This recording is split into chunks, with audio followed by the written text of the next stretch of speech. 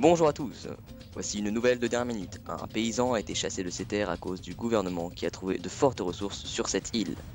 Cette histoire a touché plusieurs Minecraftiens. Voici un reportage signé Dimitri dans sa chambre. Jean-Pierre Richard, un paysan vivant seul, sur ces terres qui lui appartenaient depuis 200 ans. Cet homme a été contraint de laisser cette île à l'abandon, car oui, il vivait sur les terres du Canada. Le gouvernement veut cette île, car il y a des ressources incroyables de diamants. Voici son témoignage. Fucking gouvernement. C'est inadmissible, le gouvernement veut voler mes terres. Ça fait 200 ans que ma famille vit ici, putain de gouvernement. Yes, I am a big dick.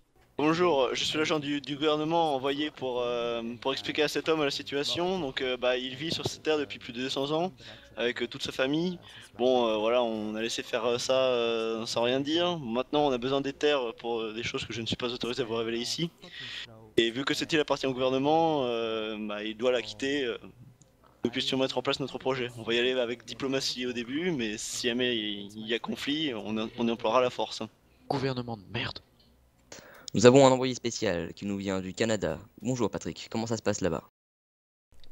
Oui, donc effectivement, Patrick, je vous reçois 5 sur 3 là, à cause de ce tempérament assez défectueux sur style.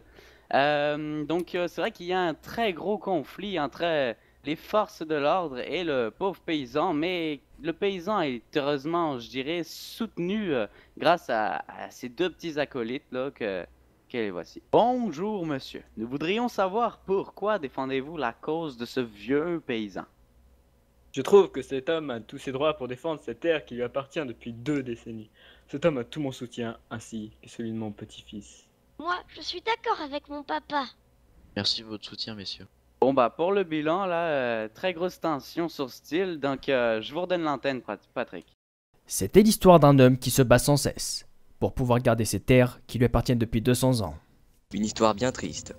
A demain dans Pixel Cube à la même heure.